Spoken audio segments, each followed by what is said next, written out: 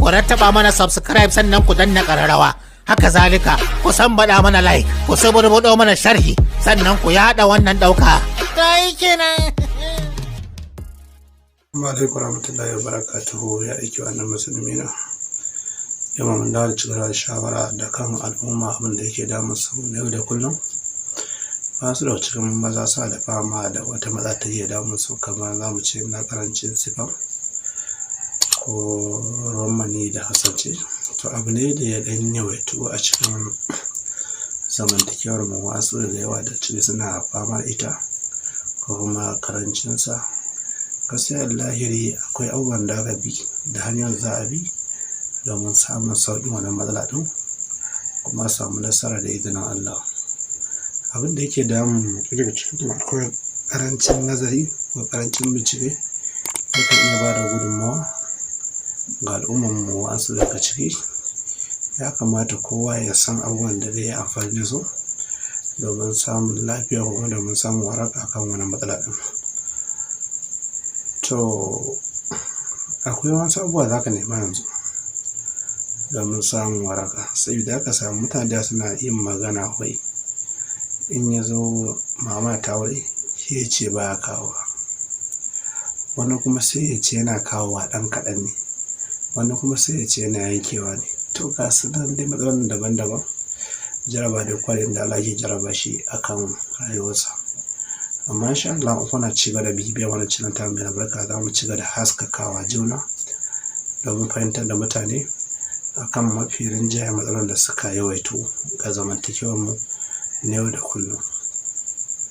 Da dukkanin wanda ya sanya da matsala ta wannan matsala din karancin ruwan sifa, to insha Allah in Allah yarda ya dauki lazumin yin wani abu na tsawon wata ɗaya, zai samu lafiya, da ya samu wadata, da ya samu ƙarfi a jikinsa, kuma da ya samu wadataccen ruwan sifa.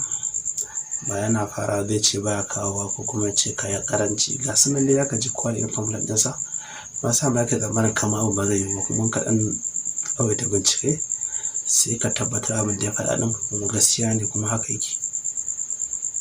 To Allah kuma ya taimake mu kuma ya ba mu lafiya dukkan al'umma. To abin da aka nema na farko, kowa ya san aya, kuma ayan ma kuma kowa ya san ayar ruwa. Kun fahimta? In ka samu ayar ruwa ka samu ɗanyenta, akan iya samun takun masu da kayan gwari, abin da ya shafi ta akan iya samun sakon masu daga ciki. Don ka sami ɗanyenta yawwa sai ka samu misalin gwangwami ɗaya, sai ka samu ruwa rabin kofi, sai ka sa ta blender, sai a markaɗe ta, a markaɗe. In aka markaɗe ta ta yi ruwa, sai a samu rariya, sai a tace ruwan. Bayan an tace ruwan sai a samu madara, fik milk ko kuma madarar shanu don ta samu. To sai ka samu rabin kofin madara, sai ka haɗa shi da shi, sai ka yi diluting ɗin ka gauraya ta. In ka gauraya ta sai ka bari bai wuce sauran minti 30 ba ko minti 15 ba, sauran bai wuce minti 30 ba ko da ba. In ka san da imam aure bayan sallar shayi kawai ka sha ta, to insha Allah za ka ga canji. Da rashin kawowa din ya taimakawa kuma da wacce ruwan sifa, Allah ka dauki wata kullum ka yi haka, kullum ka yi haka har tsawon wata ɗaya.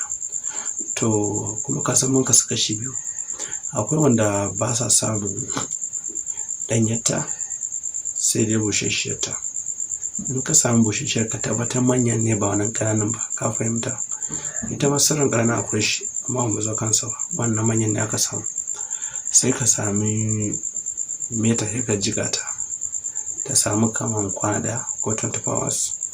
In ka samu 24 hours ita ma ka sa ta blender sai ya gaba markaɗuwa, ko ka tebu nika masu nika sai a nika ta, sai ka samu daren nan ka yi haɗa ta shi ta ma kana shanta kullum tsawon sati 4 wata ɗaya kenan. To in dai matsala ce ta ƙarancin ruwan sifa ta saurin kawo, in Allah ya yarda to an samu wannan fa'ida din kuma an samu waraka da izinin Allah. To to kun ji fa'idar kaɗan saboda kar mu tsawaita ku yi haƙuri ba kun san ne yau da kullum za a ba da fa'ida nan gaba abubuwan da suka shafi rashin karfin ɗa namiji insha Allah. Kamar ja wannan bidiyon ya tsayi ta kar manta da yin subscribe da like da share da turawa sauran al'umma annabi. Kar ka yi kyashi da muka san daga kyashin turawa dan uwanka shi ma domin ya amfana. Sannan kuma kana saurara ka dauki biro da takarda ka rubuta maganin mantuwa. Fatan kun fahimci to kun jin da wannan fa'ida take kuma ka zai kokari a jarraba ta da izinin Allah. Da haka za mu bata ko kuma ga za mu takaita a nan da izinin Allah. Inna Allah malaikatu yusalluna ala nabi ya allazina amanu sallu sallima abin sadaka da yawa annabi rahama salati sannan kai shiya.